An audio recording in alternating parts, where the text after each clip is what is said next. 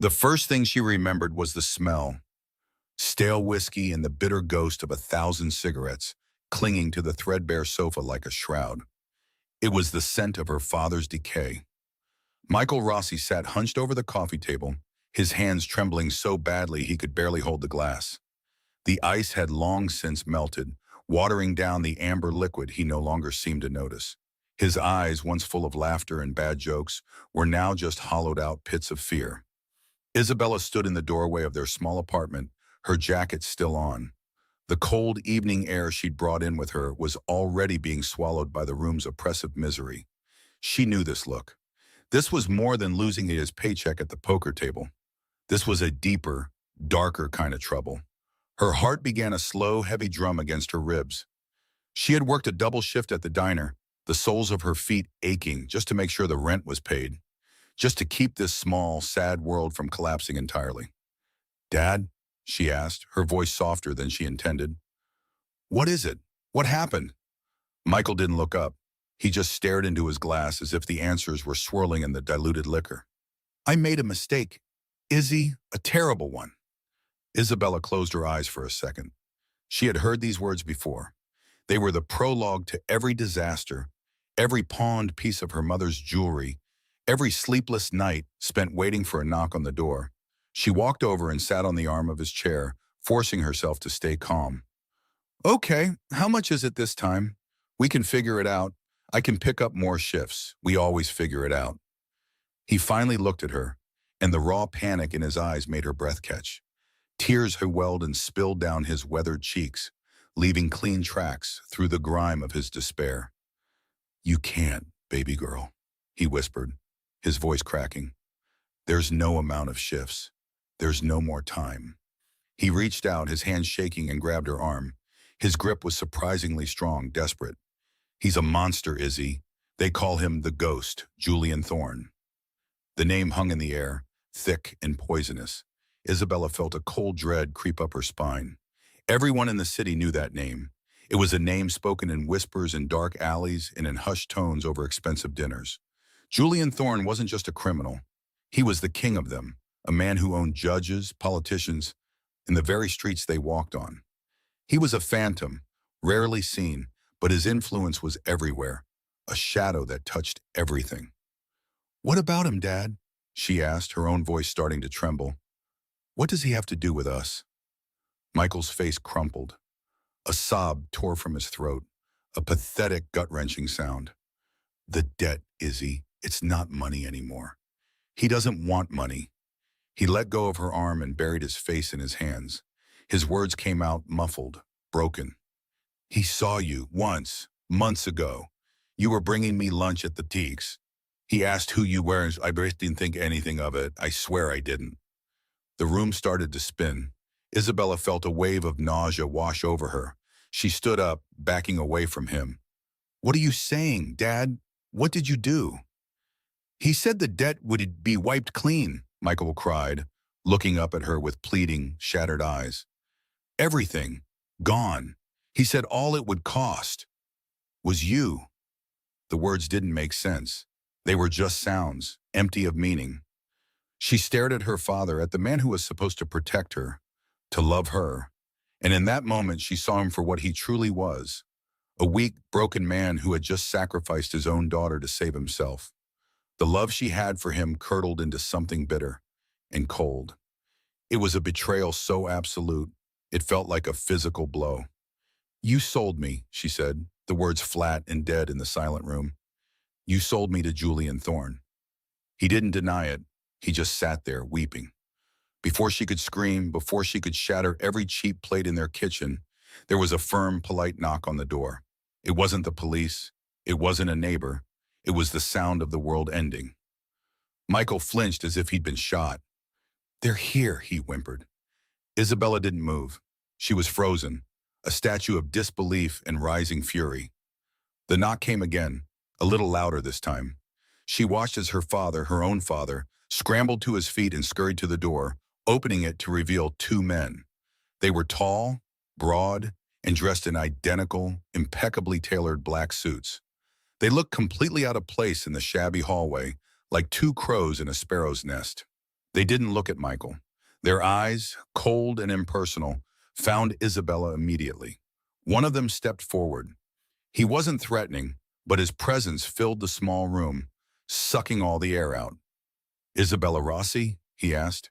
His voice was clipped, professional. "Mr. Thorne is waiting. Please come with us." It wasn't a request, it was an order, wrapped in the thinnest veil of civility. Her gaze flicked to her father, who was cowering near the wall, avoiding her eyes. He had done this. He had brought these men to her door. The rage she had been suppressing finally broke free. "No," she said, her voice shaking but clear. "I'm not going anywhere." The second man, who had been silent until now, took a step forward. He was even bigger than the first, with a clean-shaven head and a calm, stoic expression. This must be Leo Vance, Thorne's infamous head of security. He glanced around the pathetic apartment, his expression unreadable, before his eyes settled back on her. "Your father made an agreement, Miss Rossi. It's a binding contract. Arguing here is unproductive." His calmness was more terrifying than any threat. It spoke of a world where her feelings, her life, her very will were irrelevant. She was no longer a person. She was a transaction, a commodity. "I didn't agree to anything," she shot back, her voice rising. Leo Vance gave a small, almost imperceptible sigh. "That doesn't matter." He nodded to the other man, who produced a garment bag. He unzipped it to reveal a wedding dress. It was simple, elegant, and blindingly white, a virgin's color. The irony was so cruel it was almost funny. They didn't just want her. They wanted to put on a show. They wanted to sanctify this monstrous deal with a ceremony. "You will get dressed," Leo said, his tone leaving no room for negotiation. "Or we will dress you. Either way, you are leaving with us in 10 minutes. Tears of rage and helplessness burned her eyes, but she refused to let them fall. She would not give them the satisfaction. She looked at her father one last time, a look so full of contempt that he physically recoiled. Then, with her head held high, she snatched the dress from the man's hand. "Fine," she spat. "I'll get dressed." She walked into her small bedroom, the white fabric clutched in her fist, and slammed the door behind her. The dress felt like a burial shroud in her hands. The ride to the Sovereign Grand Ballroom was silent. Isabella sat in the back of a black luxury car, wedged between the two stoic guards. The city lights blurred past the tinted windows, a world she was once a part of, now passing her by like a dream. She wore the white dress. It fit perfectly, of course. They would have known her size. They knew everything. Her hair had been hastily pinned up, and a simple veil was placed over her face. She felt like a doll, arranged and positioned for a game she didn't understand. Her mind was a whirlwind of terror and fury. She thought about screaming, about throwing herself from the moving car. But she knew it was pointless. The doors were locked. And even if she did escape, where would she go? Julian Thorne owned the city. There was nowhere to run. The car slowed and turned into a private, guarded entrance. The Sovereign Grand Ballroom was a place she had only seen in magazines. It was where the city's elite held their galas and fundraisers. Tonight, it was hosting a very different kind of event. As Leo Vance opened her door, the low thrum of conversation and the faint scent of cigar smoke drifted out to meet them. He offered her a hand, but she ignored it, stepping out of the car on her own. She would take nothing from them. He led her through a service corridor into a pair of towering gilded doors. He paused, turning to face her. "Your father is waiting inside. You will walk to the end of the aisle where Mr. Thorne will be. You will not cause a scene. Do you understand?" Isabella just stared at him, her heart hammering against her ribs like a trapped bird. A scene? She wanted to burn this entire place to the ground. But she knew that any resistance now would be met with swift, indifferent force. So she gave a short, sharp nod. It was the only answer she could manage. Leo opened the doors. The room went silent. It was exactly as opulent as the pictures, but far more terrifying in person. Crystal chandeliers the size of small cars dripped from the ceiling, casting a cold, brilliant light over the crowd. And what a crowd it was. The room was filled with men in expensive suits, their faces hard and their eyes sharp. These weren't politicians or businessmen. These were the city's predators, killers, loan sharks, traffickers, all gathered in one room, their dangerous energy a palpable force. Their wives and mistresses stood beside them, draped in jewels and designer gowns, their smiles as false as their diamond necklaces. And every single pair of eyes was on her. She felt 100 different gazes crawling over her skin, dissecting her, judging her, a piece of meat on display. Her father appeared at her side, his face pale and sweaty. He offered her his arm. She flinched away from his touch, but she knew she had to play her part. For now. With a hand that felt like ice, she rested her fingers on his sleeve, and they began the long, slow walk down the makeshift aisle. The silence was absolute, broken only by the soft click of her heels on the marble floor. It was the longest walk of her life. With every step, she felt her future dissolving. The little dreams she had held on to, of maybe one day opening her own small bakery, of falling in love, of having a normal life, all turned to dust. All that lay ahead was the man waiting for her at the end of this path. And then she saw him, Julian Thorne. He stood on a small, raised platform, a grim-faced officiant beside him. He was older than she'd expected, perhaps in his late 40s, with salt and pepper hair cut short and neat. He wore a black suit that was so perfectly tailored it seemed a part of him. He wasn't muscular like his guards, but he possessed a stillness that was far more intimidating. He stood perfectly straight, his hands clasped behind his back, watching her approach with an unnerving calm. As she got closer, she could see the details of his face. Sharp cheekbones, a firm jaw, and a thin, faded scar that cut through his left eyebrow. But it was his eyes that held her captive. They were gray, the color of a winter storm, and they seemed to see right through the dress, through her skin, and into the terrified, frantic beating of her heart. He was the ghost, and she understood why. He looked at the world as if it were already dead. Her father stopped, practically pushing her forward, then scurried away to join the onlookers, his part in the betrayal complete. She was alone now, standing before the monster who had bought her. The officiant began to speak, his voice a droning monotone, reading words about love and union and partnership. The hypocrisy was so thick she could barely breathe. Isabella didn't hear a word he said. Her entire being was focused on the man in front of her, this cold, silent predator who now owned her life. He didn't move. He didn't smile. He just watched her, his gray eyes unblinking. The air crackled with a tension that was almost unbearable. He was assessing her, the way a butcher assesses a cut of meat. The officiant finally finished his meaningless speech. "You may kiss the bride," he mumbled, eager to be done. A collective breath was held by the entire room. This was the moment, the sealing of the deal, the public display of ownership. Julian Thorne took a single step forward. He moved with a slow, deliberate grace that was almost serpentine, Soroipoin. He raised his hands, his long, elegant fingers reaching for her veil. Isabella's body went rigid. Her mind screamed, "No, not this. You can take my freedom. You can lock me in a cage, but you will not have this. You will not touch me." His fingers brushed the delicate fabric. He began to lift it, his cold gray eyes still locked on hers. Through the fine mesh, she saw the faint, cruel curve of his lips. It wasn't a smile. It was the look of a predator about to claim its prize. And that's when she broke. A fire, hot and pure, erupted in her chest, burning away the fear, burning away the despair. All that was left was white-hot rage. As the veil lifted past her face, revealing her to him and to the silent watching crowd, she acted. It wasn't a thought. It was an instinct. A primal scream of defiance from a cornered animal. Her hand moved in a blur.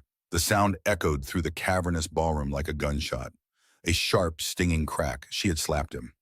She had slapped Julian Thorne across the face in front of his entire criminal empire. A collective gasp went through the room, a wave of pure, undiluted shock and terror. Someone's wife let out a small, strangled scream. Men who had likely committed unspeakable acts paled, their eyes wide with disbelief. Her own father looked like he was about to faint. In this world, an act like this was not just an insult, it was a death sentence. She had just signed her own execution warrant. Isabella's hand tingled, the phantom sensation of the impact still burning on her palm. She stood there, breathing heavily, her chest heaving, staring at the bright red handprint that was now blooming on Julian Thorne's left cheek. He didn't move, he didn't even blink. The faint, cruel curve of his lips was gone. His face was a mask of stone, but his eyes changed. The cold, detached gray seemed to darken, to freeze over into two chips of ice. The air around them dropped several degrees. He wasn't looking at her with anger. It was something far more terrifying. It was a cold, possessive fury, the look of a king whose most prized possession had just dared to bite him. He saw it not as an attack, but as a flaw that needed to be corrected. He slowly lowered his hands. For a terrifying second, she thought he would strike her back right there in front of everyone. But he didn't. His movements remained deliberate, controlled. He reached into his jacket pocket and his hand emerged, not with a weapon, but with a ring. It wasn't a delicate diamond engagement ring. It was a thick, heavy band of gold, bearing an ornate family crest. A thorny vine wrapped around a sword. It wasn't a symbol of love, it was a brand. Ignoring the red mark that still blazed on his cheek, he took her left hand. His grip was like steel. She tried to pull away, to fight, but it was useless. He held her fast, his strength absolute and effortless. His thumb pressed down hard on her knuckles, forcing her fingers to unfurl. She looked at him, her eyes pleading for the first time. Not for freedom, just for a shred of mercy.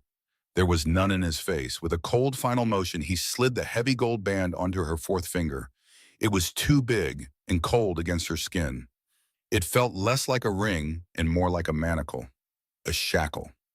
Julian Thorne let go of her hand. The heavy ring clinked against her other fingers. He looked from the ring to her face, and his eyes were full of ice.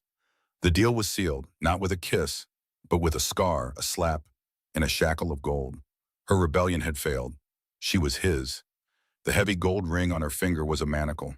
It felt cold against her skin, a dead weight pulling her down into a world she never asked for. The smooth leather of the car seat was a stark contrast to the storm raging inside her. Outside the window, the city lights blurred into long streaks of red and gold, a smear of the life that was no longer hers. He sat beside Baum, a statue carved from ice and fury. Julian Thorne did not speak. He simply drove, his hands steady on the wheel, his gaze fixed on the road ahead. The faint red mark of her handprint still bloomed on his cheek, a flag of her defiance in a land of silent obedience. Isabella kept her eyes trained on the window, but she saw nothing.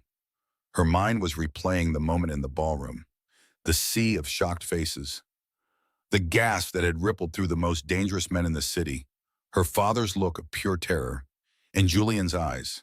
They had not shown pain or even anger in that first second. They had shown surprise and then something else, something dark and possessive that made the slap feel like a mistake of catastrophic proportions. The silence in the car was not empty. It was full of the words he was not saying. It pressed in on her, thick and suffocating, until she could feel her own heartbeat hammering against her ribs like a trapped bird. She risked a glance at him. In the passing glow of a streetlight, the scar cutting through his eyebrow seemed to deepen. He was older than her father, his hair the color of salt and ash, but there was a stillness to him that radiated a terrible, ageless power. He had not flinched when she struck him. He had simply absorbed the blow, the shock of it, and turned it into this cold, punishing silence. Her defiance had been a firecracker, a single bright explosion. His response was a glacier, slow, silent, and unstoppable. She had wanted to provoke him, to force a reaction, to show him she was not a doll to be sold and bartered. But as the car left the city behind, plunging into the dark, winding roads of the countryside, she began to fear she had only succeeded in waking something dreadful. The faint scent of his cologne, something sharp and woody, like pine in winter, filled the small space. It was a clean scent, but to her it smelled of the grave. After what felt like an eternity, the car slowed. Massive iron gates, twisted into the shape of thorny vines, loomed out of the darkness. They swung open without a sound, beckoned inward by an unseen hand. They drove up a long, winding path flanked by ancient oak trees whose branches clawed at the night sky. And then she saw it, Thorne Manor. It was not a house. It was a fortress of dark stone and shadow. Oh, a neo-Gothic monster with jagged turrets that pierced the clouds. Dozens of windows stared out like vacant eyes, every single one of them dark. There were no lights on, no welcome. It was a place where light and warmth came to die. The car crunched to a halt on a gravel driveway before a set of towering oak doors. Julian killed the engine, and the silence that followed was even more profound. For a moment, neither of them moved. Isabella's hand instinctively went to the door handle, but she knew it was useless. He had not brought her here to let her go. He got out of the bar, his movements fluid and unhurried, a man who was never in a rush because the world waited for him. He walked around to her side and opened the door. The night air was cold, and it carried the damp scent of earth and decaying leaves. He did not offer her a hand. He simply stood there, waiting. Her legs felt like lead as she forced herself to move. Her borrowed wedding dress, a thing of silk and lace that had felt like a costume, now felt like a shroud. Her feet in impractical heels stumbled on the gravel. He made no move to help her. He just watched, his gray eyes unreadable in the gloom. He turned and walked toward the massive front doors, the sound of his expensive shoes crunching a steady, rhythmic beat. She had no choice but to follow. The doors swung open before he reached them, revealing a man standing just inside. He was tall and broad, his head clean-shaven, his face a mask of professional stoicism. This must be Leo Vance, the head of security she'd heard whispers about. He gave Isabella a brief, dismissive glance before his eyes settled back on Julian. "Everything is prepared, sir," Leo said. His voice was clipped, devoid of any emotion. Julian just nodded, stepping past him into the cavernous foyer. Isabella hesitated on the threshold, a wild instinct screaming at her to turn and run back into the night. But where would she run? Back to a father who had sold her? Into the woods that belonged to this man? She took a deep breath, the cold air burning her lungs, and stepped inside. The heavy doors closed behind her with a deep, booming thud that echoed like the ceiling of a tomb. The sound vibrated through the marble floor and up into her bones. The inside of the manor was even colder and more imposing than the outside. The foyer was a great hall of black and white marble, so polished she could see a distorted, terrified reflection of herself in the floor. A grand staircase swept upwards into darkness. The air was still and smelled faintly of lemon polish and something else, something old like paper and dust. Her footsteps, and Julian's, were the only sounds, echoing unnervingly in the vast space. There were no family portraits on the walls, no flowers in vases, no clutter of life. It was a museum of wealth, sterile and lifeless. He led her up the grand staircase, his hand gliding along a dark carved wood banister. The silence was his weapon, and he wielded it with terrifying skill. With every silent step, he was telling her how insignificant she was. Her act of defiance, her slap, her very identity, meant nothing here. Here he was king, and his word was law, even when he did not speak it. They reached the top of the stairs and walked down a long, wide corridor. The walls were lined with closed doors, each one identical. A thick runner carpet muffled their footsteps now, swallowing the sound and making the silence even more absolute. He stopped in front of one of the doors and turned the brass handle. He pushed it open and gestured for her to enter. Isabella stepped past him into the room, and her breath caught in her throat. It was beautiful, impossibly, cruelly beautiful. A massive four-poster bed with a dark wood frame dominated the center of the room, draped in cream-colored silk sheets that seemed to glow in the dim light. A velvet chaise lounge sat near a cold marble fireplace. A large, ornate vanity with a silver-backed brush and comb set stood against one wall. Tall, arched windows were covered by heavy velvet curtains in a deep emerald green. It was the bedroom of a princess from a fairy tale written by a monster. It was a cage gilded and furnished to mock her. She stood in the middle of the room, her arms wrapped around herself, feeling small and lost. She heard him step in behind her. She didn't turn. She braced herself for what would come next, for the violence, for the consummation of this horrifying bargain. She squeezed her eyes shut, a single tear finally escaping and tracing a cold path down her cheek. "This is your room." His voice, the first words he had spoken to her since the ballroom, startled her. It was low and gravelly, like stones grinding together. It held no warmth, no emotion at all. It was simply a statement of fact. She opened her eyes and slowly turned to face him. He stood by the door, his posture relaxed, his hands in his pockets. "My room?" she whispered, her own voice sounding foreign and weak. Mine is at the end of the hall, he said, his gaze flicking around the room as if assessing it. He looked everywhere but at her. You will find everything you need. Clothes are in the wardrobe. The bathroom is through there. He nodded toward another door. Do not try the windows. They are reinforced. Do not try the door once I leave. It will be locked. The words hit her one by one, cold, hard pebbles of truth. This wasn't a wedding night. This was an incarceration. He wasn't her husband. He was her jailer. The room wasn't a bridal suite. It was a cell. A wave of confusion and fear washed over her. Why? Why go through the charade of a wedding just to lock her away in a room? What did he want from her? Why are you doing this? She asked, her voice gaining a sliver of its old fire. He finally looked at her. His gray eyes were flat, empty of pity or explanation. Because your father made a deal, and I always collect on my debts. You are simply an asset, one I intend to protect. He turned without another word. The door clicked shut, leaving her alone in the opulent, silent room. Isabella stood frozen, listening, and then she heard it, a sound that would haunt her dreams, the heavy, metallic slide of a bolt being driven home on the outside of her door. A solid, final, indisputable click. The sound of her new reality locking into place. A strangled sob escaped her lips. She lunged for the door, her hands fumbling for the ornate brass knob. She twisted it frantically. It didn't budge. She rattled it, pulling and pushing with all her might, her palms sweating against the cold metal. Nothing. It was as solid as the stone walls of the manor. She beat her fists against the thick wood, once, twice, a desperate, useless rhythm. "Let me out," she screamed, her voice cracking. "Let me out." There was no answer, only the crushing, indifferent silence of the house. She stumbled back from the door, her breath coming in ragged gasps. She was trapped. A prisoner in a palace. The beautiful room seemed to shrink around her, the high ceilings pressing down, the silk sheets on the bed looking like a spider's web. She ran to the windows, tearing back the heavy velvet curtains. The glass was thick, cold to the touch. Outside, a manicured garden lay bathed in pale moonlight, surrounded by a high stone wall. There were iron bars on the window, so artfully worked into the design that she hadn't noticed them at first.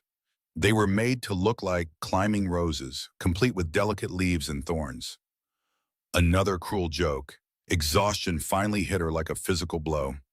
She sank onto the floor, her back against the cold wall, and drew her knees to her chest. She didn't cry anymore. The tears felt pointless. The fear was a cold, hard knot in her stomach, but it was overlaid with a strange, chilling clarity. Julian Thorne wasn't going to hurt her, not in the way she had first feared. He was going to break her. He would use this silence, this solitude, this beautiful cage, to grind her down until the girl who had slapped him in front of the whole world was nothing but a ghost. She didn't sleep. She sat on the floor and watched the moonlight creep across the expensive rug, painting the bars of her window on the floor like a promise. Every creak of the old house made her jump. Every shadow in the corner of her eye seemed to move. Was he watching her? Were there cameras hidden in the ornate carvings of the bed frame? The thought sent a fresh wave of violation and terror through her. She was a specimen in a jar, to be observed at his leisure. The night stretched on, an infinite expanse of quiet dread. The first hint of dawn was a faint gray light that seeped through the edges of the curtains. It did not bring hope, only the stark reality of another day in captivity. A quiet click from the door startled her. She scrambled to her feet, her heart pounding. A small panel near the bottom of the door had opened, and a tray of food was slid silently into the room. A plate of toast, a small bowl of fruit, a glass of orange juice. Then the panel clicked shut. He was feeding her, like an animal in a zoo. A surge of pure, unadulterated rage burned through her exhaustion. She wanted to hurl the tray against the wall, to smash the plate and scream until her throat was raw. But she stopped herself. That's what he wanted. He wanted her to scream and cry and break. He wanted to see her spirit shatter against the walls of this room. No, she would not give him the satisfaction. Instead, a new resolve hardened within her. If this was a prison, then there had to be a flaw, a weakness, a way out. She would not wait for him to decide her fate. She would find her own. Fueled by a desperate, frantic energy, she began to search. She started with the walls, tapping every inch of the wood paneling, listening for a hollow sound. Nothing. She pulled up the edges of the thick rug, looking for a loose floorboard or a hidden trapdoor. Nothing. She checked the fireplace, sticking her head into the cold, dark opening, her hands coming away covered in soot. The flue was barred. She moved to the furniture, her hands running over every surface. She emptied the drawers of the vanity, finding only expensive, unopened cosmetics and perfumes. She was looking for anything. A loose nail, a forgotten key, a crack in the facade of this perfect prison. Finally, she came to the wardrobe. It was a colossal piece of furniture made from the same dark, almost black wood as the bed. It smelled of cedar and disuse. She pulled open the heavy doors. Inside, it was a ghost of a life, rows of empty hangers. On one side hung a collection of new clothes, all in her size. Simple, elegant dresses, silk blouses, tailored trousers, all in muted colors of gray, cream, and black. A uniform for her new life. She ignored them. Her focus was on the structure itself. She pushed the clothes aside and ran her hands along the back wall of the wardrobe. It felt solid, just wood paneling. Her hope began to fade. Maybe there was no way out. Maybe this was it. Her fingers, desperate, traced the seams where the panels of wood met, and then she felt it. A line that was not quite perfect, a slight indentation near the floor on the right-hand side. Her heart gave a painful lurch. She pressed on it. Nothing happened. She pushed harder, putting her shoulder into it. She felt a faint give, a subtle shift. It wasn't a button. It was the panel itself. It was a door. With trembling hands, she dug her fingernails into the tiny seam and pulled. The panel resisted for a moment, then swung inward with a low groan of unused hinges. A rush of cold, stale air washed over her, carrying a faint, sterile, metallic scent. She peered into the opening. It was pitch black. A hidden passage? An escape route? Forgetting to be cautious, she scrambled through the opening, her dress catching on the rough wood. She found herself in a small, cramped space. She turned, expecting a hallway or another room. But there was nothing. The space was no bigger than the wardrobe itself. The air was dead, and the silence in here was absolute, so complete it made her ears ring. Her eyes slowly adjusted to the gloom, aided by the faint light filtering in from the bedroom behind her. The walls were not wood. They were padded with a thick, dark material that absorbed all sound. There were no windows, no other doors. It was a box, a soundproofed box. And then her gaze fell to the center of the small chamber. Her blood ran cold. Bolted to the very center of the floor, stark and horrifying in its simplicity, was a single solitary chair. It was made of cold, polished steel. The air in the small chamber was dead. It was cold, still, and carried no scent, as if it had been sealed away from the world for 100 years. Isabella backed away slowly, her hand still on the hidden door inside the wardrobe.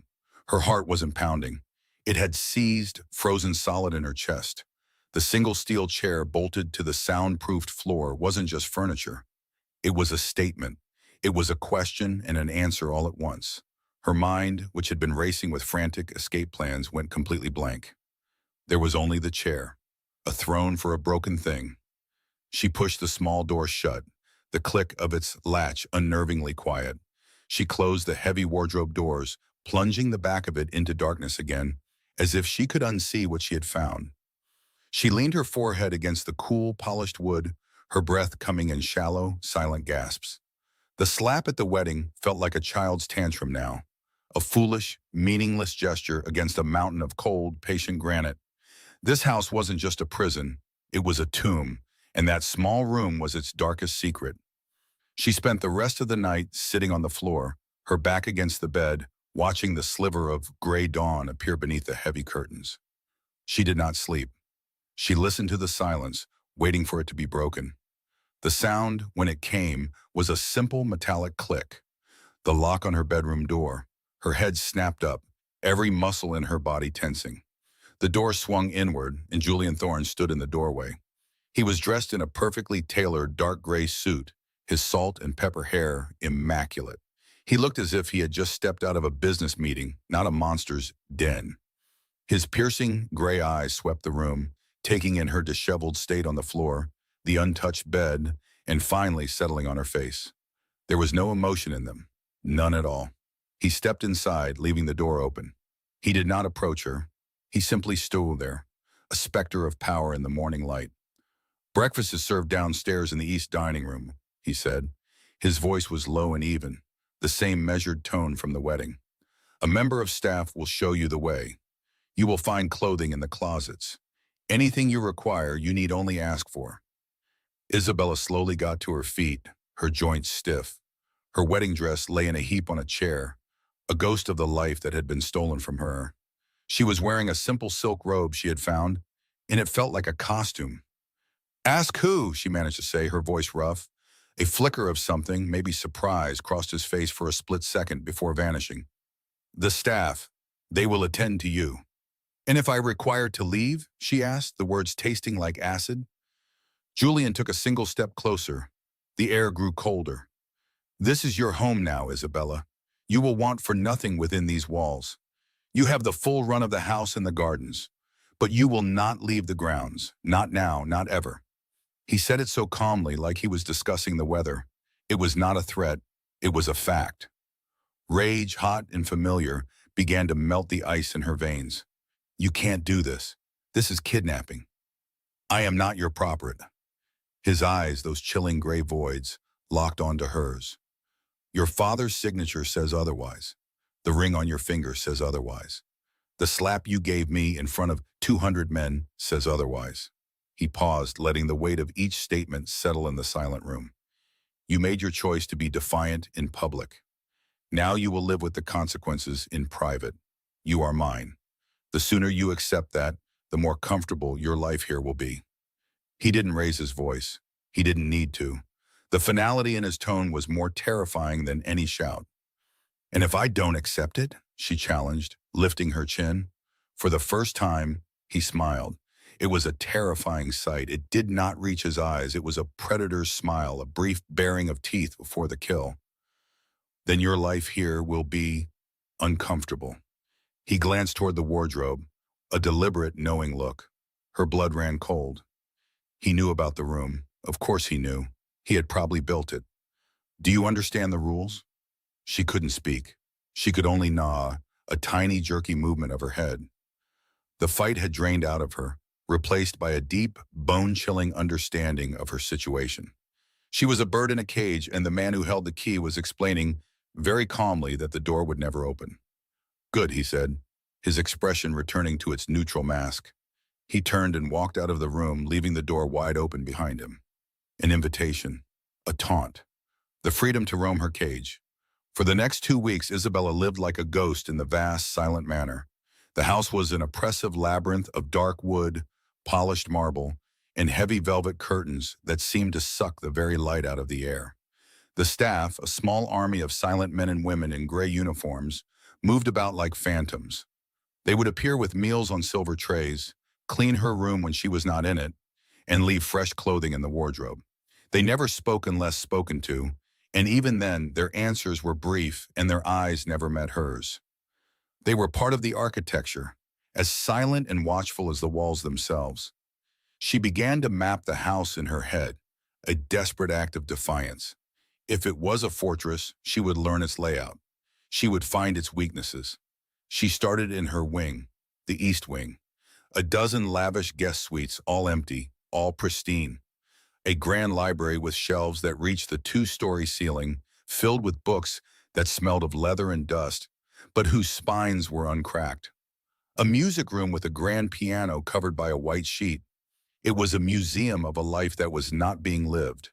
The central part of the house was dominated by a cavernous great hall with a sweeping marble staircase. Suits of armor stood guard in the alcoves, their metal visors dark and empty. Every footstep echoed. Every breath felt loud. Above it all, a massive chandelier of black iron and crystal hung like a giant spider. This was the heart of the house, and it was cold and dead. The West Wing was forbidden territory. A guard, always the same broad-shouldered man with a clean-shaven head, stood at the entrance to the main corridor. He never moved, never spoke. He just watched her with impassive eyes whenever she drew near. This, she deduced, was where Julian's private rooms were: his study, his bedroom, his inner sanctum. She tested the boundaries. She would walk a path through the manicured gardens, a sprawling expanse of perfect rose bushes, stone fountains, and ancient oak trees. But as she neared the high ivy-covered stone walls that encircled the property, a guard would materialize from the trees. He wouldn't say a word. He would just stand there, a silent barrier. She tried every corner of the vast grounds. The result was always the same. There was always a man in a black suit, appearing as if from nowhere, blocking her path. And then there were the cameras. Tiny black domes nestled in the corners of ceilings, hidden in ornate light fixtures, perched on the cornices of the exterior walls. She started counting them. There were hundreds. She felt their invisible gaze on her skin every moment of every day. In her bedroom, in the dining room, in the gardens. She was never, ever alone. The knowledge was a physical weight, a constant pressure behind her eyes. It was a form of madness, to be surrounded by opulence but to feel so completely trapped, so utterly exposed. One evening, unable to bear the silence of her own room, she found her way to a small secondary kitchen on the ground floor, likely used by the staff. It was empty, the stainless steel counters gleaming under the harsh fluorescent lights. And there, on a small desk in the corner, was a small black and white monitor. Her breath caught in her throat. It was a security feed. The screen was split into a grid of 16 different camera views: a hallway, a garden path, an empty ballroom, a garage filled with dark, expensive cars. It was a window into the nervous system of her prison.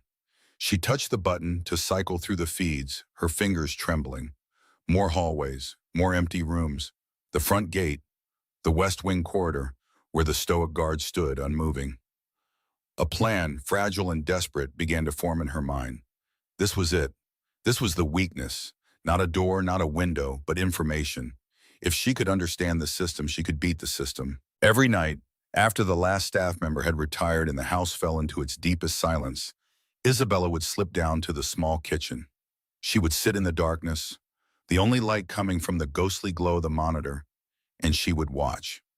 She became a student of her own captivity. She learned the guards' rotations, the exact minute the night shift took over from the day shift. She learned that a supply truck arrived every Thursday morning at 5:15, and that the gate was open for precisely 90 seconds. She watched the man who was her husband. Sometimes she would see him on the monitors, a solitary figure moving through the silent house. He would walk the great hall, his hands behind his back, his steps measured and silent on the marble. He would sit in the vast library, a book open in his lap, but his eyes would be staring into the distance, lost in a place she could not see. He never looked happy. He never looked sad. He just looked empty, a man carved from stone. And then one night in the third week of her imprisonment, she saw it. It was just after 3 in the morning, a Tuesday.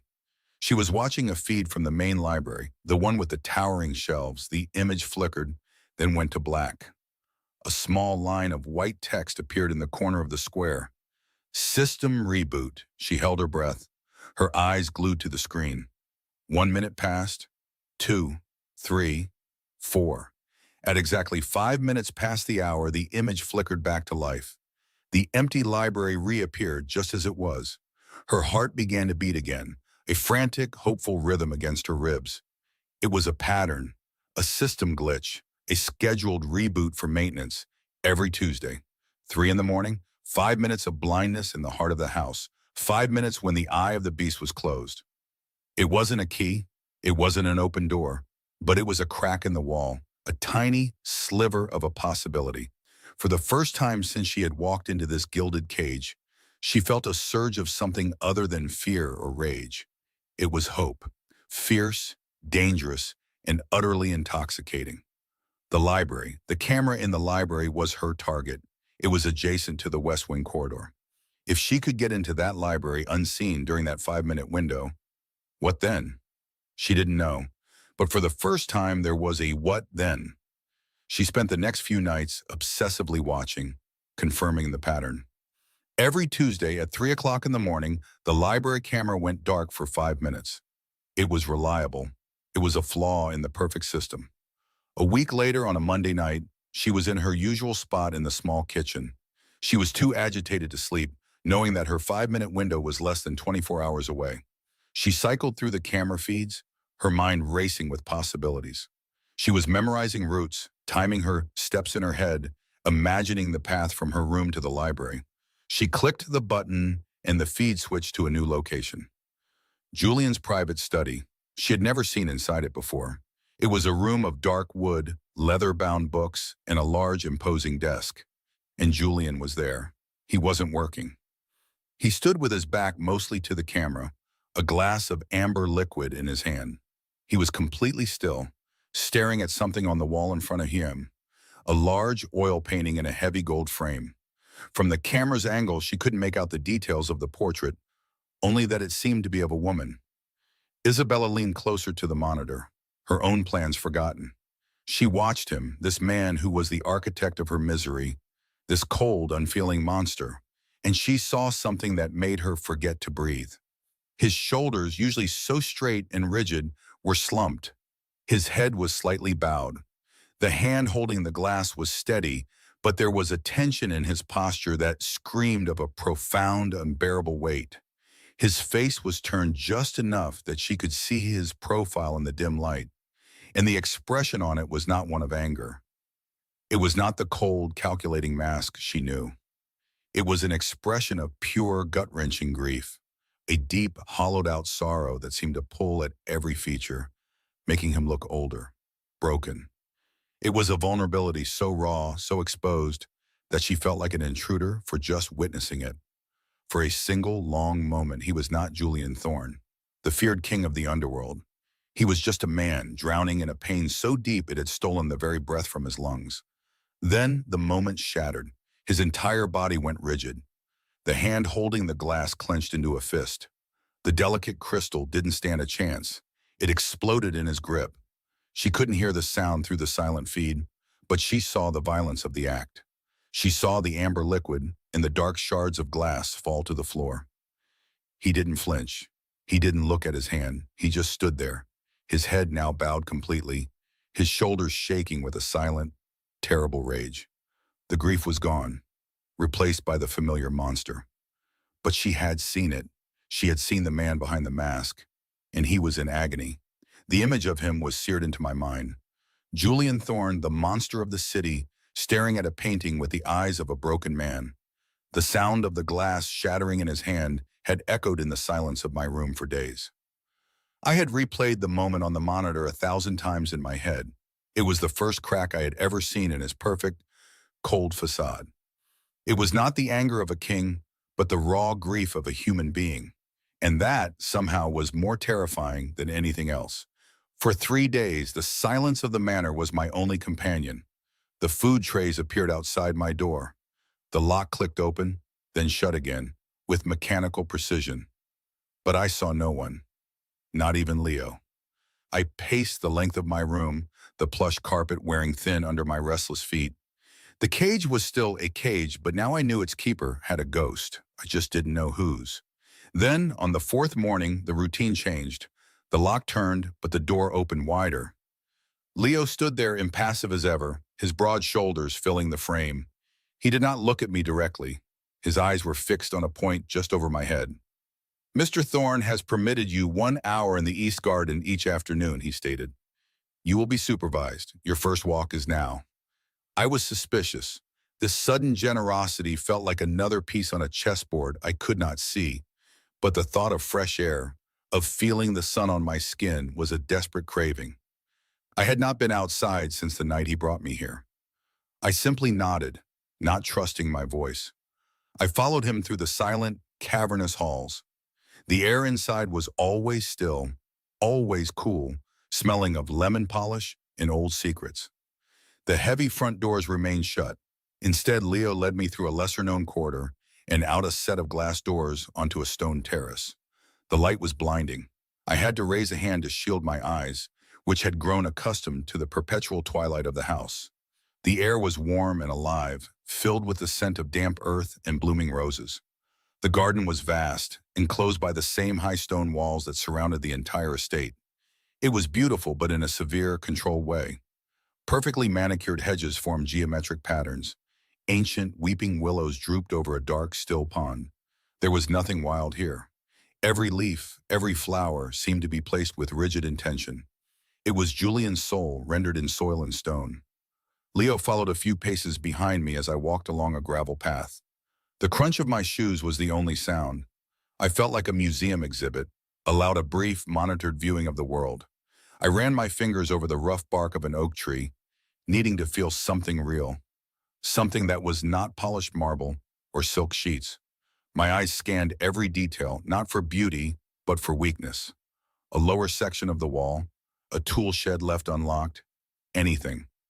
But there was nothing, only perfection, only control. Then I saw it.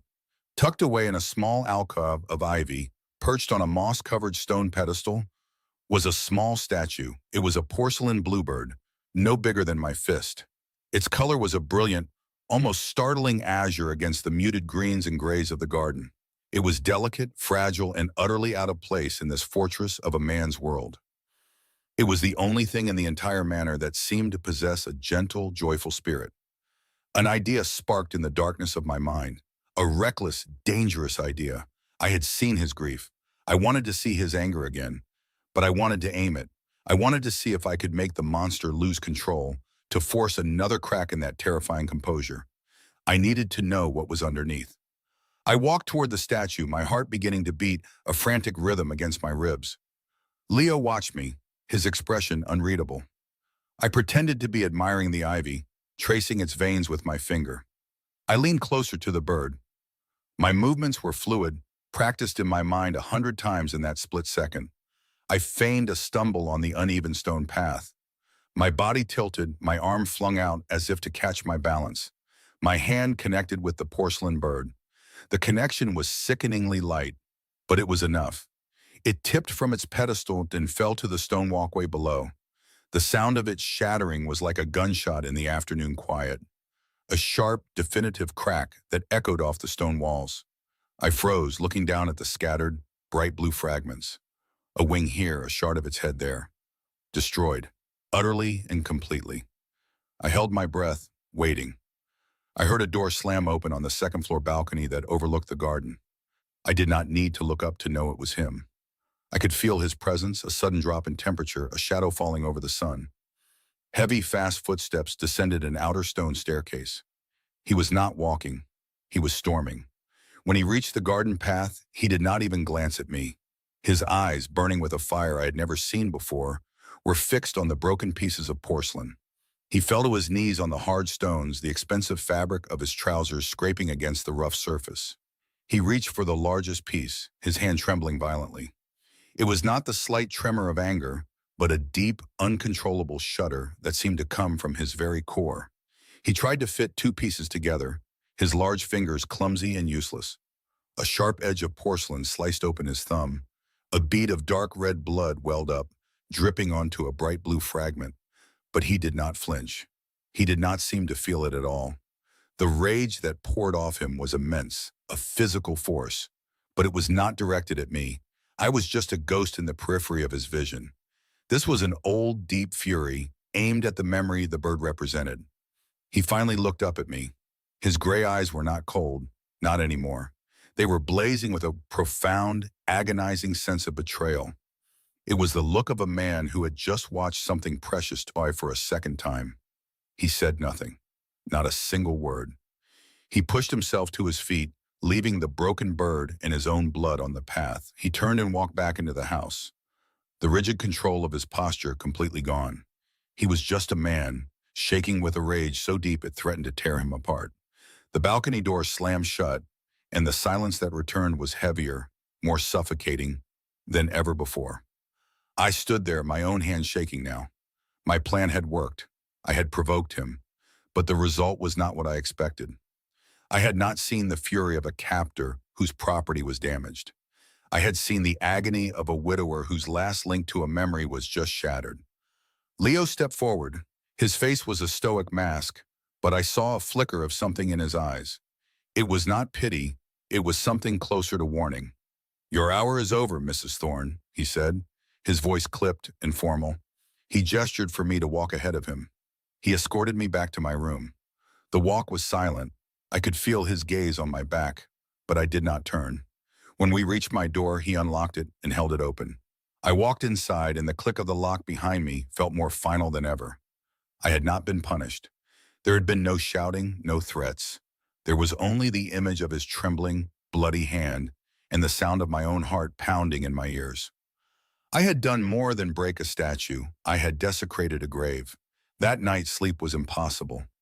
I lay in the dark, staring at the ceiling, expecting the door to burst open at any moment. I expected him to come for me, to finish what that look in his eyes had started. But the hours ticked by in absolute silence. The manor was holding its breath.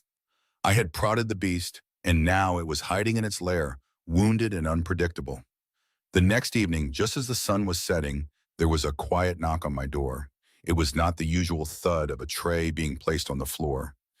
It was a hesitant, human sound. The lock turned, and Leo entered, carrying my dinner tray himself. He placed it on the small table by the window. Usually he would leave immediately, but tonight he stopped. He turned to face me, his hands clasped behind his back. He seemed to be debating something internally. His gaze met mine for the first time since the garden. It was a steady, serious look. "What I am about to tell you does not leave this room," he said, his voice low and barely above a whisper. "This is not a warning. It is a fact." I nodded, my throat too dry to speak. "The bluebird," he began, his voice flat. "It belonged to his first wife, Elena." The name hung in the air between us. Elena, a ghost finally given a name. It was her favorite object, a gift from her father. Leo's eyes drifted toward the window, as if seeing a memory in the darkening sky. "She died, many years ago." He did not offer any more details. He did not need to. The grief I had seen on Julian's face told his own story.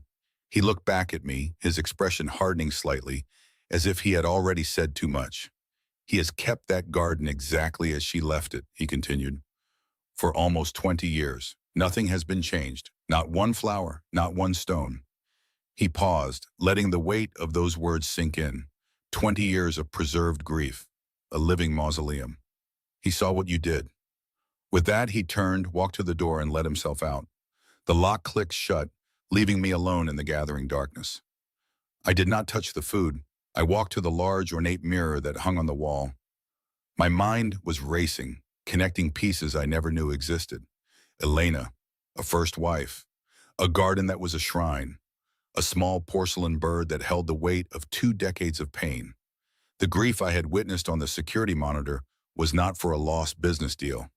It was for her. The portrait he was staring at, it was her. I leaned closer to my reflection, my breath fogging the cool glass.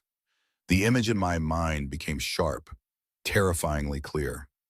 The woman in the painting, the elegant slope of her neck, the defiant set of her jaw, the way her dark, wavy hair fell around her shoulders, the expressive, knowing look in her hazel eyes.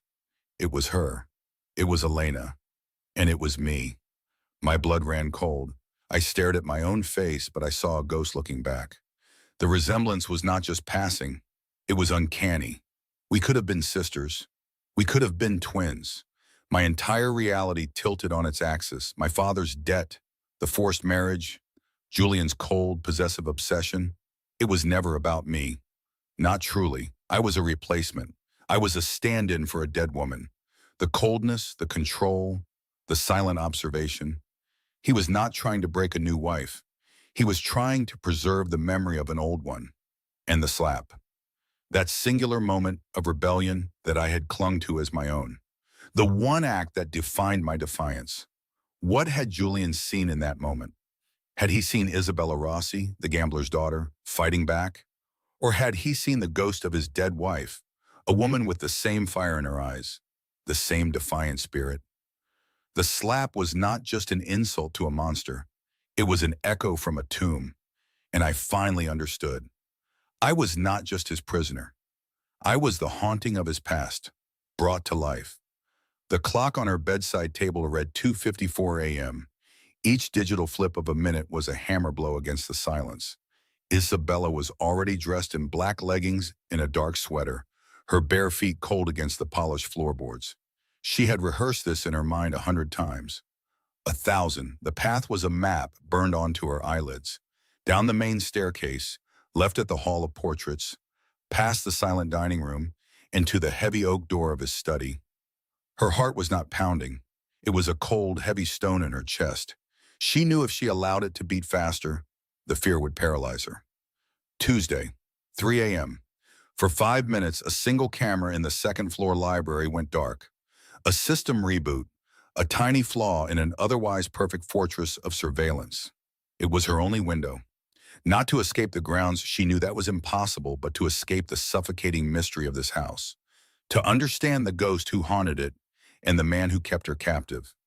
The ghost of Elena. The moment the clock turned 2:59, she moved. Her hand was steady on the doorknob of her own bedroom. She had practiced turning it without a sound. The hallway was a canyon of shadows, sliced by thin blades of moonlight from the tall, arched windows. Every step on the plush runner was a risk. A creak, a shuffle, a single misplaced breath could bring Leo or one of the other guards. She imagined them appearing from the darkness like specters, their faces impassive as they dragged her back to her room or worse. She held her breath as she descended the grand staircase. The marble was like ice beneath her feet. The air was thick with the scent of lemon polish and something else, something old and like dried flowers pressed in a forgotten book. She passed the portraits of Thorn ancestors, their painted eyes seeming to follow her in the gloom. They were all stern, unforgiving faces. Men and women who looked as though they had never known a moment of spontaneous joy. She reached the study door. It was even more imposing up close. Dark wood carved with intricate, thorny vines. Her hand trembled as she reached for the cold brass handle. This was Julian's heart. The one place he was truly himself, where he had stared at Elena's portrait and shattered a glass in a moment of raw, unguarded grief. She had to know why. She had to understand the man who owned her life. Understanding was a weapon, and it was the only one she had. She twisted the handle. It turned with a bumped, well-oiled click. He didn't lock it. A strange detail. Perhaps he believed no one would ever have the courage to enter. She slipped inside, pulling the heavy door closed behind her until it was just barely ajar. The 5-minute countdown had begun. The room was even darker than the hall. The heavy velvet curtains were drawn tight, blocking all light. The only thing she could see was the faint red eye of a security camera in the top corner, currently dead. It was a blind god. The air tasted of old leather, cold cigar smoke, and expensive whiskey. It was the scent of Julian Thorne himself. Her eyes adjusted slowly, and the massive desk took shape in the center of the room. Behind it, the wall of books, and to its right, the portrait. Even in the deep shadows, Elena's face was luminous. She was beautiful, but it was the life in her eyes that was so captivating. The artist had caught a look of playful defiance, a hint of a smile that dared you to disapprove. It was a face so much like her own, yet so different. Elena's expression was one of confidence, of a woman who was loved and cherished. Isabella's was a mask she wore to hide her terror. She moved to the desk, her fingers tracing the smooth, cool surface. She had to be quick. Where would a man like Julian keep his most private thoughts? His deepest wound? Not out in the open. She tried the top drawers, locked. Of course. Her heart finally began to pound, a frantic bird against her ribs. 1 minute gone. She scanned the room, her gaze frantic. The bookshelves. It was possible. A hollowed-out book was a classic hiding place, but there were thousands of them. She would never find it in time. Her eyes fell on the small, intricate box on the corner of the desk, a humidor for his cigars. She lifted the lid. Nothing but the rich, earthy scent of tobacco. 2 minutes gone. Panic began to set in, cold and sharp. This was a mistake, a foolish, reckless risk. She should leave, go back to her room, and accept her fate as a beautiful object in a gilded cage. But the image of Julian's face, contorted in grief, flashed in her mind. The sound of the breaking porcelain bluebird. The way Leo had spoken Elena's name, with a reverence reserved for a saint. No, she couldn't leave. Not yet. Her hands moved over the desk again, more desperately this time, exploring the carved legs, the underside. Nothing. Then her fingers brushed against something on the side panel near the floor. It was a small, almost invisible indentation in the wood, a piece of the intricate vine carving. She pushed it. Nothing happened. She tried sliding it. A faint click echoed in the silent room. A section of the paneling beside the desk drawers sprang open, revealing a dark felt-lined compartment. And inside there was only one thing, a small leather-bound journal, its cover worn smooth with time. Her breath hitched. 3 minutes gone. She didn't have time to take it with her. She had to look now.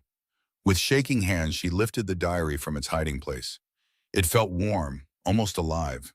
She opened it to a random page in the middle. The handwriting was a graceful, looping script. Elena's. The entry was dated over a decade ago. Julian was in a terrible mood today, it began. The negotiations with the Irish syndicate fell through. He came home with a storm in his eyes. He barely spoke a word through dinner. Later, I found him in here, in his study. I brought him a glass of whiskey and simply sat in the chair opposite by him in silence. After a long time, he looked at me and said, "You are the only quiet place in my world." He thinks his silence is a wall, but I know it's a fortress he builds to protect a heart that feels everything too deeply. Isabella's own heart ached, the only quiet place. Julian had surrounded himself with silence ever since Elena was gone. He had turned his entire world into an empty room. She flipped a few more pages. The entries were filled with love, with a deep understanding of the ruthless man she was married to. He bought me a small porcelain bluebird today. He said it was because it looked like it was about to fly away, but chose to stay. I think he is always afraid I will fly away. I told him my wings were only for him. He didn't smile, but I saw it in his eyes. He was happy. A tear slipped down Isabella's cheek, hot against her cold skin. She wiped it away impatiently. This wasn't the time for tears. This was for information. She flipped further, toward the end of the book. The tone of the writing began to change. The graceful loops became tighter, more anxious. "The Falcone family is becoming a problem," she read. "Julian tries to hide it from me, but I hear the whispers. I see the extra guards. They are circling like vultures. Marco Falcone has a reputation for senseless cruelty. Julian says he is a rabid dog that needs to be put down. The thought makes me shiver. I hate this part of our life. I hate the violence that clings to him like a shadow." The Falcones. The name was a venomous hiss in the quiet room. Isabella felt a chill that had nothing to do with the cold. She turned the page. "We had a terrible fight. I told him he was becoming the monster everyone says he is. That his war with the Falcones was consuming him. He grew so angry. He said I didn't understand, that he was doing it all to protect me. I slapped him. I actually slapped him. The moment my hand connected with his cheek, the world stopped. His eyes, they weren't angry. They were just broken. He grabbed my hand and held it to his face, and then he whispered, 'Your fire is the only thing that keeps me from turning to ice. Don't ever let it go out.' He loves my defiance. I know he does. It reminds him that he is still a man, not just a king." Isabella's breath caught in her throat. Her own slap, the shock on the faces of the wedding guests, Julian's cold, unreadable eyes. He hadn't been angry, he had been remembering. She hadn't just insulted him, she had resurrected a ghost. She had shown him a fire he thought was extinguished forever. The realization settled in her gut, a heavy, complicated weight. She was not just a replacement for Elena's face. She was a replacement for her spirit. 4 minutes gone. She knew she should stop, that she should put the book back and flee, but she couldn't. She had to know how it ended. She turned to the very last page.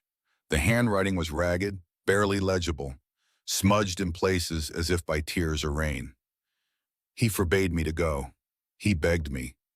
But Marco Falcone's son, Antonio, he reached out to me himself. He swore it was a truce meeting, that he was tired of the bloodshed, just like I am. He said if I, as a woman of peace, would come and speak with his father, we could end this. Julian said it's a trap, that they will use me against him. But how can I not try? If there is even a small chance to give my husband peace, to pull him back from this abyss, I have to take it. I am sneaking out to meet them at the old marina. If I am wrong, Julian, my love, my only love, Please know I did this for you. Forgive me for my hope. The entry ended there, abruptly. Forgive me for my hope. Isabella stared at the words, her vision blurring.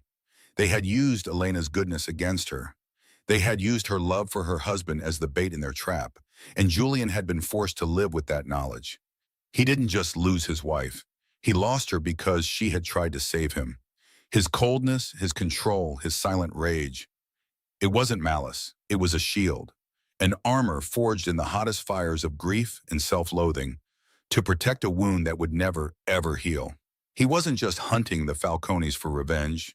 He was hunting them to silence the echo of his own failure to protect the one person he truly loved. A profound, soul-shaking pity washed over Isabella. A pity for the monster who held her captive. He was a prisoner too, trapped in this house with the ghost of his own heart. She gently closed the diary, her fingers tracing the worn leather cover. She finally understood. She understood everything. A floorboard creaked in the hallway. Her head snapped up. The soft sound was as loud as a gunshot in the silent house. Time was up. The red light on the camera in the corner blinked back to life. It saw her. Slowly, the heavy study door swung fully open. Julian stood in the doorway.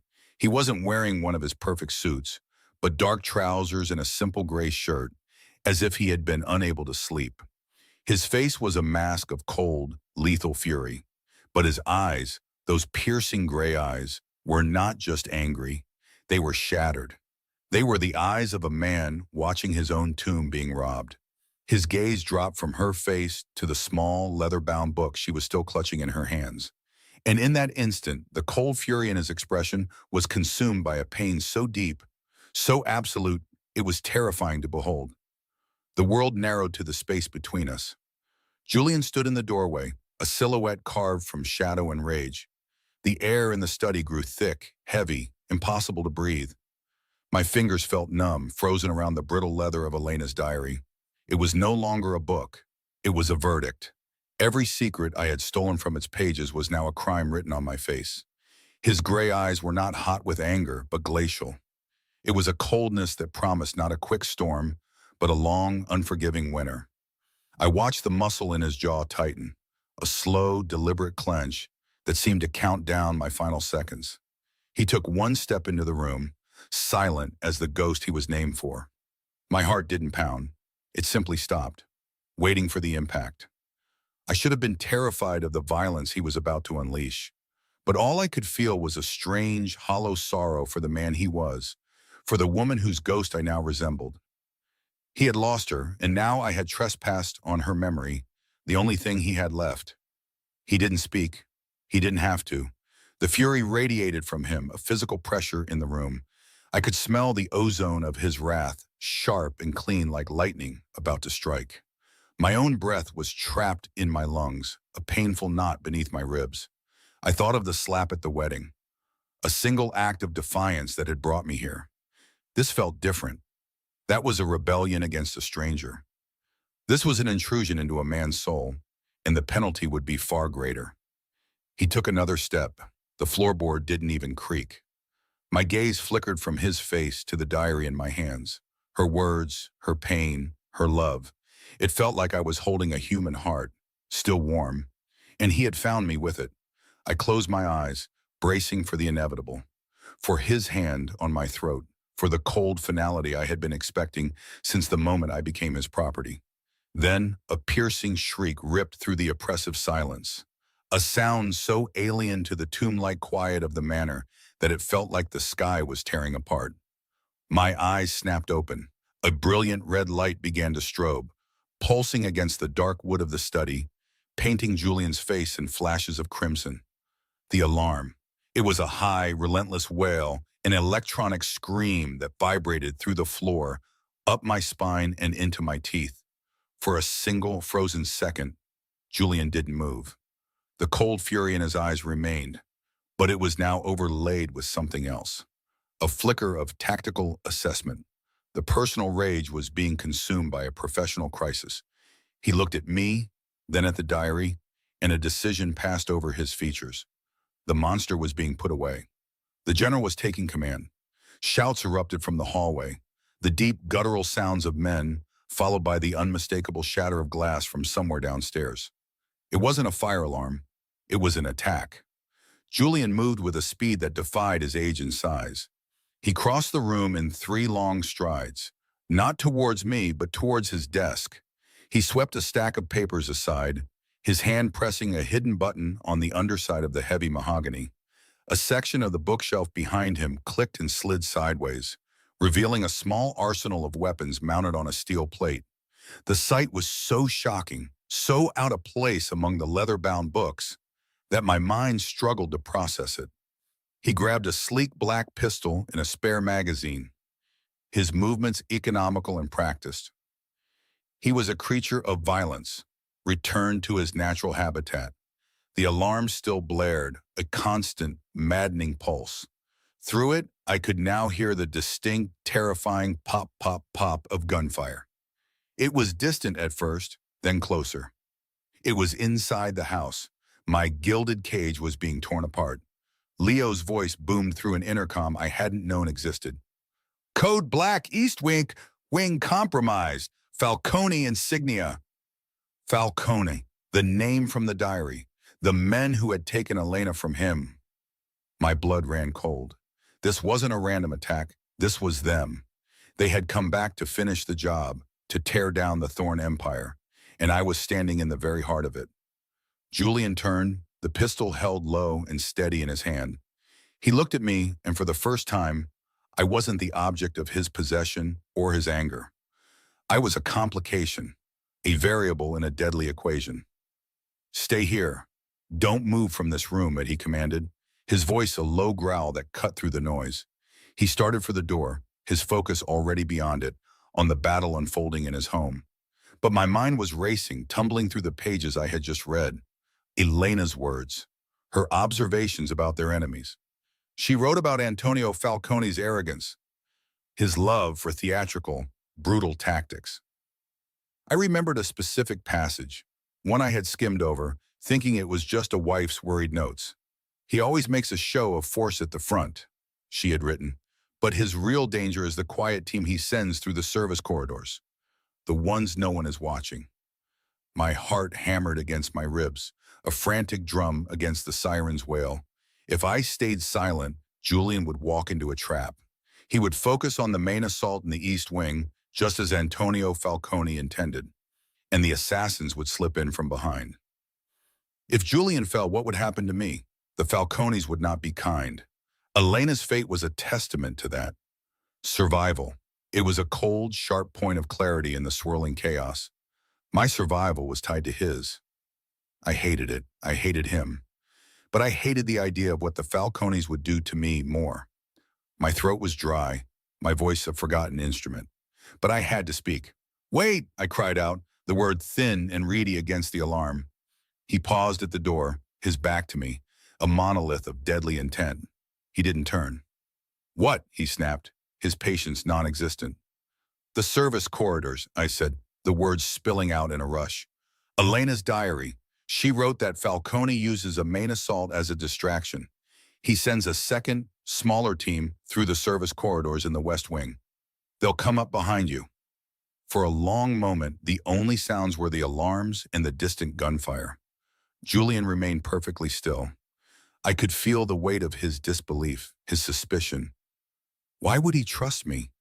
The girl who defied him, who trespassed in his most sacred space. I was holding the evidence of my betrayal in my hands. Then slowly he turned, he looked at me, and the expression in his eyes was something I had never seen before. The fury was gone. The coldness was gone. In its place was a raw, piercing intensity. He was looking at me, but he was seeing her. He was hearing her voice, her warning from beyond the grave, spoken through my lips. The resemblance that had been my curse was now, impossibly, our only hope.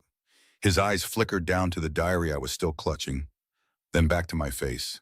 He saw the truth there, the desperate, terrified truth. He made a decision. It wasn't born of trust in me, but of faith in her.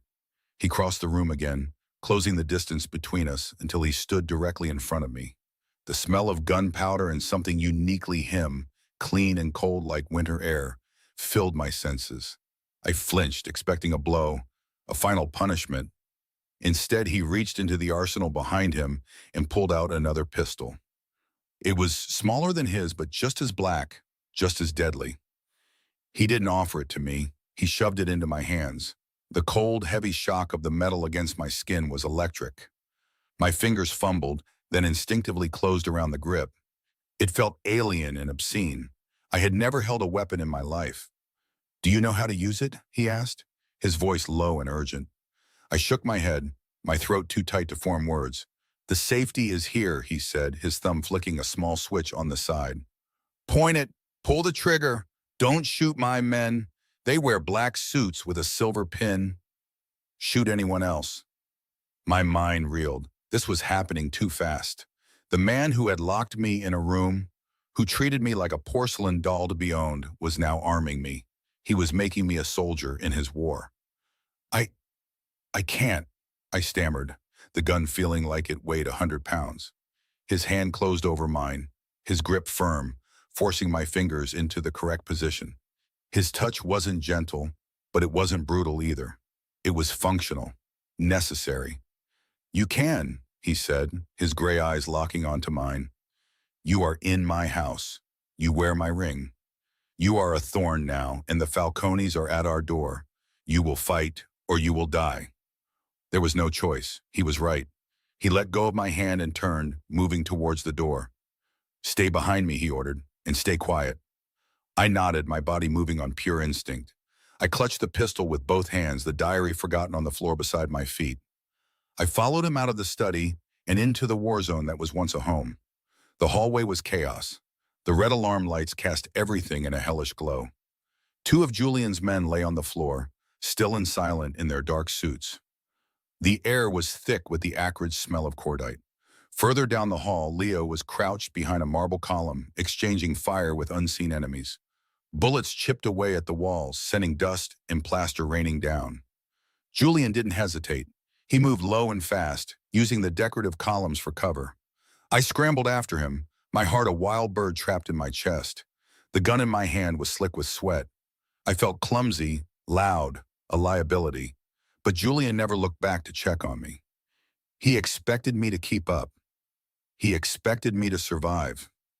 We reached Leo, who glanced at Julian, then did a double take when he saw me, armed and terrified, right behind his boss. There was no time for questions. "They're trying to push towards the master suite," Leo yelled over the gunfire. "The West Wing?" Julian asked, his voice calm amidst the mayhem. Leo nodded. "We have men holding them, but it's the main force." "It's a feint," Julian stated. "The real threat is coming from the kitchens, through the dumbwaiter shaft." Leo's eyes widened in understanding. He looked at me again, a flicker of grudging respect in his gaze. "Take 3 men," Julian commanded. "Block the service stairs. I'll handle the kitchen route. No one gets to the second floor." Leo nodded sharply, then gestured to his men. They peeled off, moving with disciplined, deadly grace down a secondary corridor. And then it was just us, Julian Thorne and the girl he had bought, his unwilling, untrusted, newly armed wife.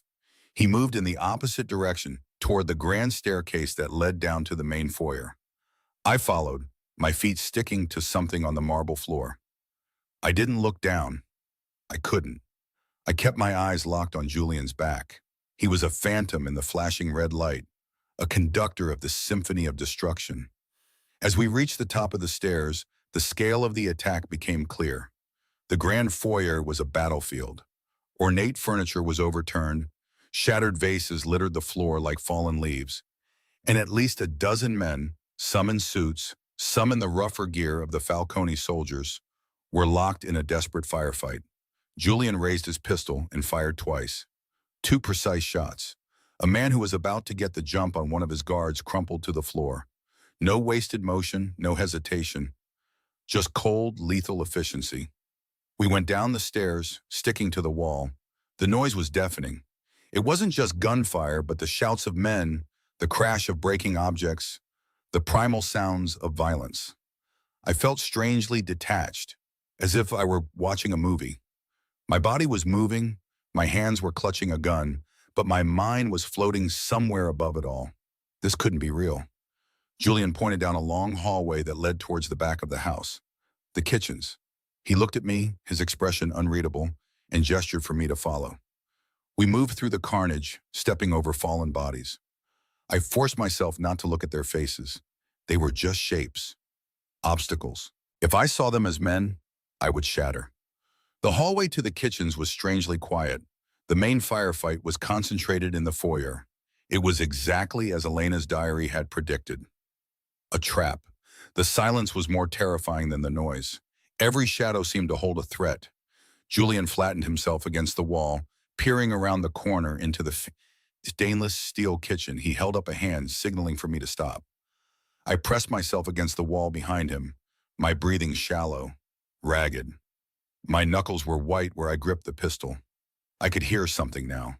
A faint scraping sound, metal on metal. It was coming from the far side of the kitchen, near the old dumbwaiter. Julian leaned back from the corner, his eyes meeting mine. He held up 3 fingers, then pointed towards the dumbwaiter. 3 men. Then he pointed to himself, then to the left side of the kitchen entrance. He pointed to me, then to the right. We were going to flank them. My blood turned to ice. He expected me to fight, to be a part of this. I wanted to shake my head, to run, to hide in a closet until it was all over. But his gaze held me. It wasn't a request. It was an order. It was a statement of fact. This is what we are doing. I gave a single jerky nod. He took a deep breath, then launched himself into the room. In the same instant, I forced my legs to move, darting to the right side of the doorway. I saw them then. 3 men dressed in black tactical gear, working to pry open the dumbwaiter door with a crowbar. They spun around, surprised, as Julian opened fire. The sound of his pistol was deafening in the enclosed space. One of the men went down immediately. The other 2 dove for cover behind a massive steel preparation table, returning fire. Bullets ricocheted off the steel surfaces with loud metallic pings, whining through the air. I was frozen, exposed on my side of the door. "Isabella, cover!"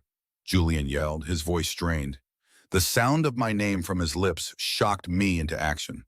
I ducked behind the thick wall, my heart trying to beat its way out of my chest. I was useless. I was going to get him killed. I peeked around the edge of the wall. Julian was pinned down behind a thick butcher's block. The 2 remaining Falcone men were advancing, firing methodically, trying to flank him. He was trapped. One of them was moving wide, his path taking him directly into my line of sight. He wasn't looking at me. He was focused entirely on Julian. My hands were shaking so violently I could barely hold the gun straight. Elena's face flashed in my mind. Her fate. The cold-blooded men who had left her to die. These were them. These were the monsters from her diary. A surge of something hot and furious burned through my fear. It wasn't courage. It was rage. I raised the pistol just as Julian had shown me. I lined up the sights on the center of the man's back. I remembered Julian's voice. "Point it. Pull the trigger." I squeezed my eyes shut and pulled. The gun bucked in my hands with a roar that was louder than anything I had ever heard. The recoil sent a painful jolt up my arm. I opened my eyes. The man was on the floor. He wasn't moving. A wave of nausea washed over me. I had just... Julian took advantage of the momentary distraction. He rose from cover and fired 2 more shots. The last Falcone gunman fell. Silence descended on the kitchen, broken only by my ragged gasps and the distant, fading sounds of the firefight in the foyer. Julian slowly lowered his weapon, his chest heaving. He looked at the fallen men, then he looked at me. His eyes were wide, and for a split second I saw something in them that looked like awe. He saw what I had done. He saw that I had saved him. The unspoken truth of it hung in the air between us, a fragile, impossible bridge. The girl he had imprisoned had just fought for him. He took a step towards me, his mouth opening as if to speak, but the moment was shattered. A dark shape exploded from the pantry behind him. A man, larger than the others, his face contorted in a mask of pure hate. Antonio Falcone. I recognized him from a photo in the diary. Julian spun around, raising his pistol, but he was too slow. Falcone wasn't aiming for Julian. He was aiming for me. Before I could scream, before I could even process the danger, he lunged. Not at Julian, but past him. He covered the space between us in an instant. One powerful arm wrapped around my chest, lifting me off my feet, crushing the air from my lungs. The gun fell from my numb fingers, clattering uselessly to the tile floor. The other hand brought something cold and sharp to my throat. A knife. The polished steel gleamed in the dim light, pressing into my skin.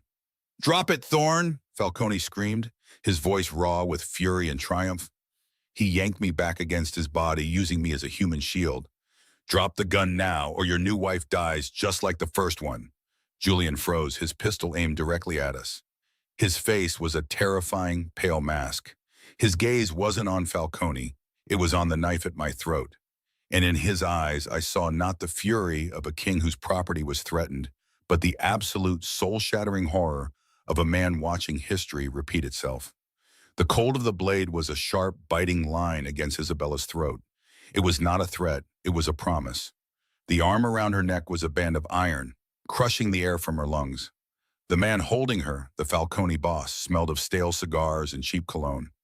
His voice was a raw, triumphant scrape in her ear. "Drop it, Thorn. Drop it all, or she dies right here." The world narrowed to the single point of pressure. The grand foyer of the manor was a chaotic tableau of overturned furniture and shattered glass. The air was thick with the metallic scent of conflict. But through the haze, Isabella's eyes found Julian.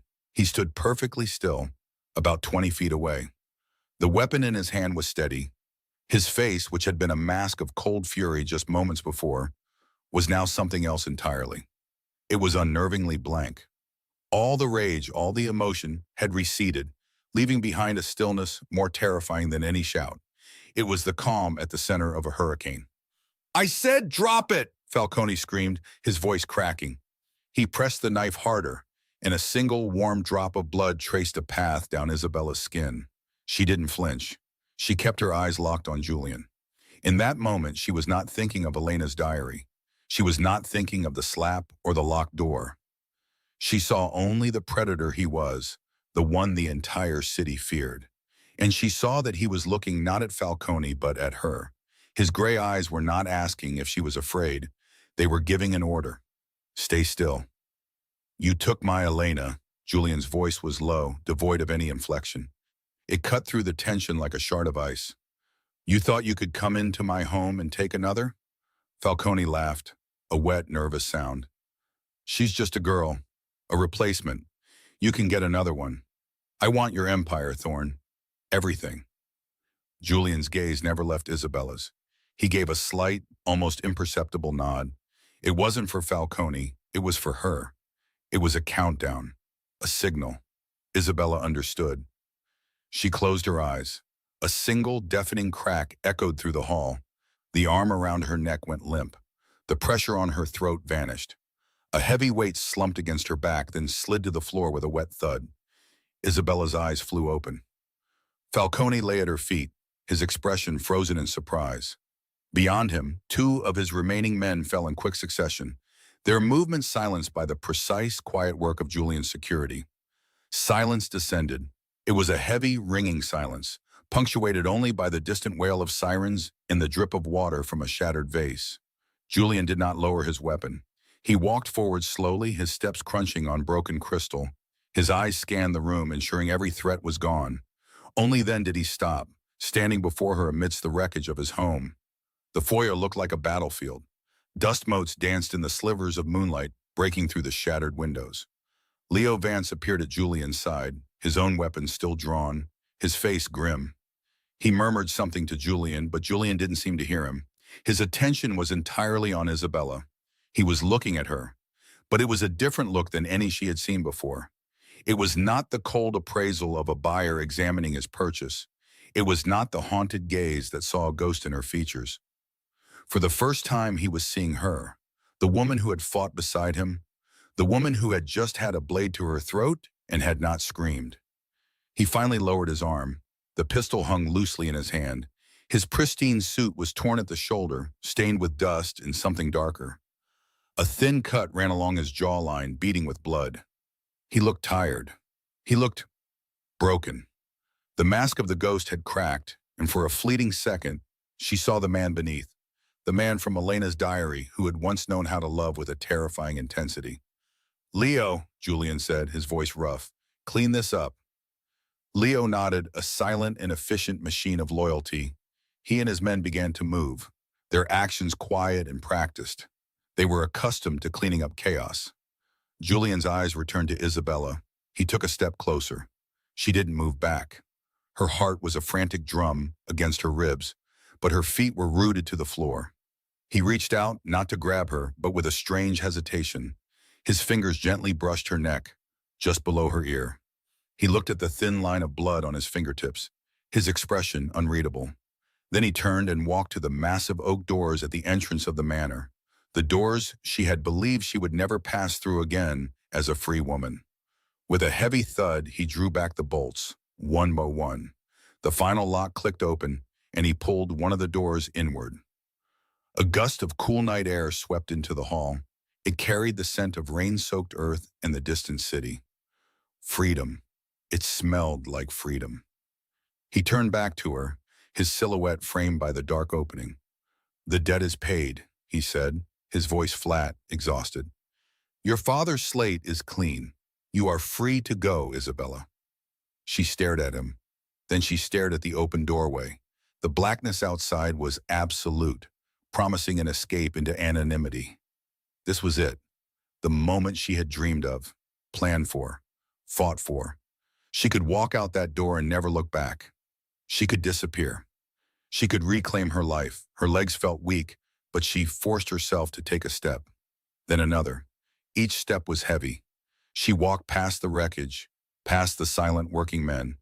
She walked past Julian, who did not move, who did not watch her. He simply stood by the door he had opened, his gaze fixed on the floor. She reached the threshold. The cold night air washed over her face, a shocking, beautiful caress. She could feel the rough texture of the stone steps beneath her shoes. She was there. She was on the edge of her old life. One more step and she would be gone. She would be just a girl named Isabella again, not the possession of Julian Thorne. But she stopped. Her hand rested on the cold carved wood of the doorframe. She looked out into the darkness, but she did not see a future. She saw an empty apartment. She saw a life of looking over her shoulder. She saw her father, a man who had sold her once and would likely falter again. She saw loneliness. Then she looked back. She looked at the man standing in the ruins of his fortress. He had built these walls to keep the world out, to protect a memory, to nurse a wound that never healed. And tonight, those walls had been breached. He looked smaller somehow. Not a monster, not a king, just a man who had lost everything once and had almost lost something again. He had offered her freedom, the one thing he never gave anyone. He had relinquished control. For her. Her mind was a storm of Elena's words from the diary, of the fear in her father's eyes, of the shocking defiance of her own slap. It all swirled together into a single, undeniable truth. The world outside that door was predictable in its cruelty. This world, inside these walls, was a violent, dangerous unknown. But for the first time, it was a world where she felt seen. Slowly, deliberately, she took her hand off the frame. She turned around. Her gaze met Julian's. He finally looked up, and his gray eyes widened almost imperceptibly. He saw her turn away from the open night. With a soft, final click that echoed louder than any gunshot had, Isabella Rossi pushed the heavy oak door shut. Weeks passed. The manor was repaired with silent, swift efficiency. The shattered windows were replaced. The scarred walls were repainted. The blood was scrubbed from the marble floors. The silence returned, but it was a different kind of silence now. It was not the oppressive, watchful quiet of a prison. It was the calm, respectful quiet of a court. Isabella no longer ate her meals alone in her room. She did not wander the gardens under the watchful eye of a guard. The guards still watched, but their posture had changed. They no longer looked at her as a package to be guarded. They looked at her with a kind of deference, a kind of awe. She was the woman who had stayed.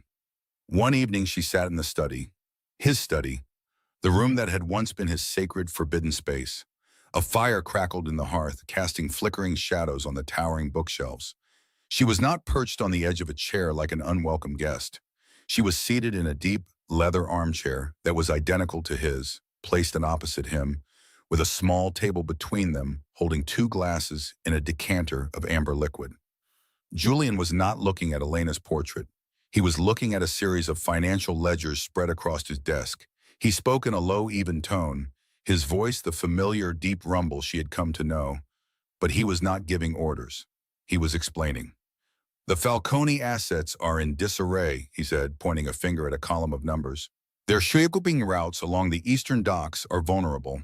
For years, they used a shell corporation, Maritime Logistics, to move their product. With their leadership gone, the company is leaderless. It's an opportunity." Isabella leaned forward, her eyes scanning the documents. She remembered a line from Elena's diary, a complaint about a man named Santino who was always cheating Falcone. Who was their primary accountant?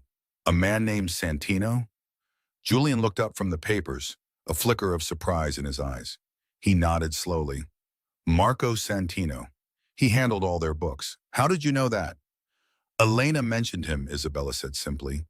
She said he was skimming from the top, but Falcone was too arrogant to see it.